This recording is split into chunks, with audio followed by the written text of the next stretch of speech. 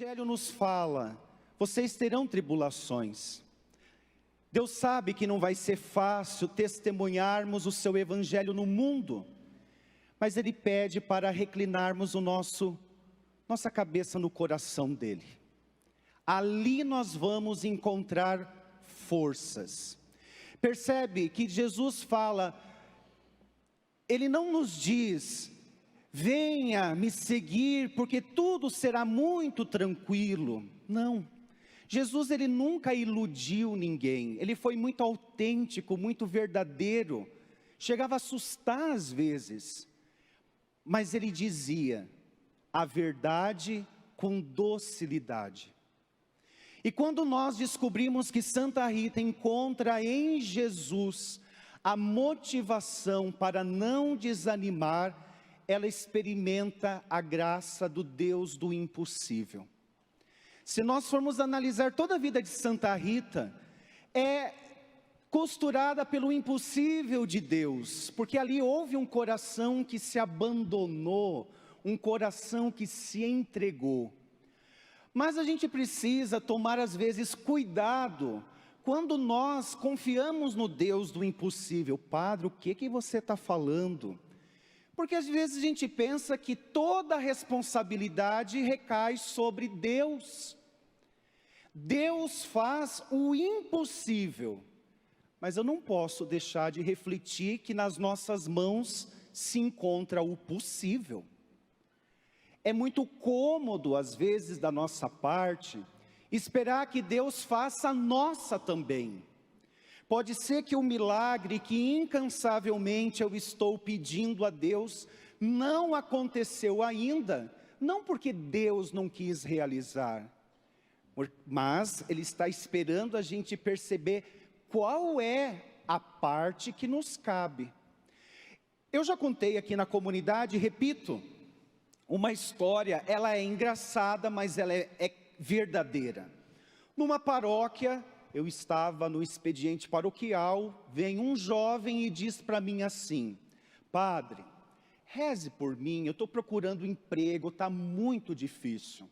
Eu falei, qual é seu nome? Ele passou o nome dele, enfim, peguei, me comprometi a rezar por ele, pela intenção dele. Passam uns dias, ele vem de novo, padre, você está rezando por mim? Eu falei, nossa, eu vou intensificar então a minha oração, mas não desanima, continue rezando, procurando.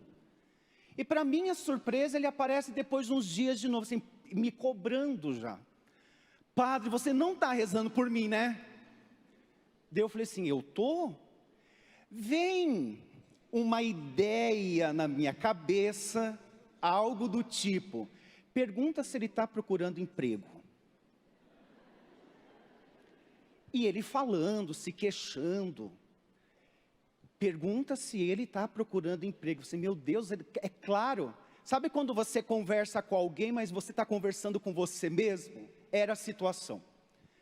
Pergunta se ele está... E aquilo ficou, eu já nem conseguia mais prestar atenção no que ele falava. Eu pensava, meu Deus, mas isso é o básico, é o fundamental procurar o emprego. E aquilo gritando, assim, bom... vou arriscar, né? O máximo que ele pode fazer é dar uma gargalhada e dizer, ai padre, que pergunta mais tosca. E eu falei, eu fechei o olho, puxei o fôlego e falei, mas meu jovem, você está procurando emprego? Não. Você não está? Não, eu estou rezando, padre, pedindo para as pessoas rezarem por mim. Sabe quando vem aquela sensação de dar um chacoalhão na pessoa e falar, volta para a consciência. O básico, ali está o teu possível, o mínimo que pode ser feito é dizer para as pessoas, olha, eu estou desempregado, eu estou precisando de um emprego, levar currículos, se mostrar. Mas não, ele queria na fantasia dele que tudo caísse pronto, que alguém, o trabalho dos sonhos dele, que o salário dos sonhos, sabe aquele ideal, batesse na porta dele e dissesse: está aqui, ó, eu estou rezando, então vai vir. Percebe? Não é desqualificar a oração, ela tem a sua função. Mas o problema é quando nós pedimos para que Deus faça também o que eu preciso fazer na minha vida. Porque senão fica muito cômodo. Eu tomo uma postura de alguém que o máximo que faz é recordar ou cobrar Deus que Ele precisa fazer algo por mim. Mas Deus devolve a responsabilidade por nós e fala: opa, é uma parceria. Esse impossível que você está pedindo é uma via de mão dupla. Aquilo que você pode fazer está sobre a sua responsabilidade. E olha que bonito isso. Deus não nos infantiliza. Deus olha para nós e diz: não é fácil, mas você pode caminhar. Faça. Aquilo que você não pode, aí sim, daí deixa comigo. Olha que parceria, e foi essa parceria que fez com que Santa Rita não se eximisse da sua responsabilidade. Ela confiava nos impossíveis de Deus, mas era alguém atenta, dizendo: nessa situação, o que eu preciso fazer? O que cabe a mim? Nessa mesma situação, o que eu preciso confiar na misericórdia de Deus? O que eu preciso pedir? Porque só Ele pode realizar, para não nos tornarmos cômodos espiritualmente. E cá entre nós, minha gente, é muito fácil a gente ficar cobrando de Deus. Ai Deus, olha, você tem que fazer isso. E isso quando na nossa fantasia, a gente dá o dia, a hora, as palavras, a gente já dá o roteiro escrito para Deus, dizendo: Deus, é assim que você tem que fazer, tá? E Deus, Ele deve olhar para nós e dizer: filho, eu posso fazer, talvez não como você está esperando. E o fato de fazer não como você está esperando, não significa que eu não estou fazendo nada. Aí nós precisamos ampliar nossa consciência e perceber: tá, eu me programei para ver a ação de Deus deste modo, mas deixa eu ampliar a minha visão e ver: será que Deus não está agindo de um outro e eu não estou percebendo? Será que o impossível não está indo por uma outra via que eu não estou contemplando? Santa Rita, ela é uma mestra, ela é discípula, mas nos ensina que o nosso Deus é o Deus do impossível, mas não o impossível que isenta cada um de nós da nossa responsabilidade. Deus faz a parte dele e espera que nós façamos a nossa. E eu não posso deixar de mencionar duas situações que Santa Rita nos faz refletirmos nos dias atuais. Como todos sabem, Santa Rita teve um marido muito violento. E isso nos faz pensar que infelizmente nós encontramos ainda Ritas em casas desconhecidas, ou nós conhecemos Ritas que sofrem violência doméstica. É isso que nos identifica, saber que Rita passa por esta situação, numa época, numa cultura onde o machismo era mais acentuado ainda, a mulher não tinha poder para reivindicar os seus direitos. Rita nos mostra que a mulher, ela é digna de respeito. Ela reza pelo seu marido, mas ela toma uma postura de quem se reconhece templo do Espírito, que não pode ser violado. Hoje, infelizmente, há Ritas que sofrem caladas dentro de suas casas, com medo. Medo das consequências, medo da denúncia, medo de quebrar uma desunião familiar que já não existe mais união. O medo assola corações de Rita ainda hoje. Percebe, Rita, ela reza pela conversão do seu marido. Mas as Ritas de hoje rezam pela conversão do seu marido. Mas nós não podemos legitimar essa violência dizendo: as mulheres devem passar por isso, sofrer calada e no máximo rezar. Hoje não. Hoje a mulher precisa ser respeitada na sua integralidade. Não a violência física, não a violência psicológica, não a tortura emocional. Tudo isso fere corações de Ritas. E essa história de que em briga de marido e mulher ninguém mete a colher é mentira. Porque se eu sei que há uma Rita sofrendo, eu também sou responsável. Se eu fico calado, eu sou conivente com aquela situação. Eu preciso me responsabilizar como cristão da dor desta Rita, que às vezes não tem nenhum recurso para pedir ajuda. O medo assola, a tristeza, a dúvida do futuro, o que vai ser? Por isso a oração, sim, rezar pela conversão. Mas rezar pela conversão às vezes também é dizer: o limite é até aqui. Isso também é uma oração. Para nós não cairmos numa religiosidade aonde vai legitimar o sofrimento, a dor do outro, como dizendo: ah, mas isso é vontade de Deus, né? Deus não quer que ninguém sofra. Deus não quer que nós derramamos nenhuma lágrima, porque o outro está causando essa dor em mim. Eu preciso me dar o respeito, para que o outro possa me respeitar. Mas do ponto de vista psicológico, essas Ritas estão tão fragilizadas psicologicamente, que elas não têm como pedir ajuda. Há algumas Ritas de hoje em dia que sim, tomam a coragem e dizem para si mesmo: a minha oração vai ser colocar o limite. Há outras que não têm essa força psicológica, não têm recurso, não têm uma rede de apoio, não têm onde buscar ajuda. É então que nós precisamos, como cristãos, fazer o que Jesus fez tantas vezes: erguer quem estava caído. Então prestemos atenção, ainda hoje, Rita sofre muitas vezes calada, pedindo que a sua oração seja atendida, e talvez a prece atendida será a nossa oração. Aquilo que ela pede chega de sofrimento, chega de dor, chega de tanta amargura, vai ser atendido quando alguém de fora olha para aquela realidade e diz: eu vou tentar te ajudar.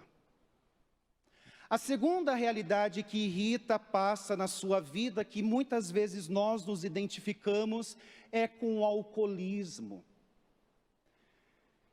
O marido de Rita era alcoolista.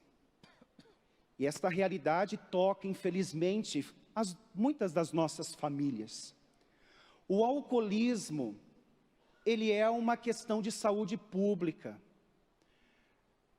A pessoa, diante das suas limitações, diante das suas fragilidades, e cada um busca um modo de lidar com suas questões internas.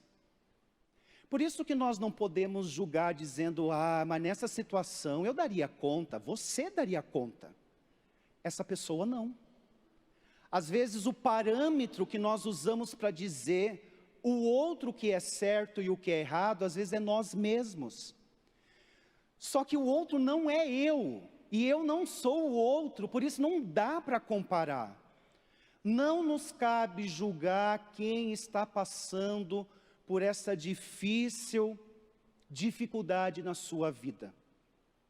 Não nos cabe julgar dizendo: ai, aquele ali é um alcoolista, já não tem mais nada para ser feito.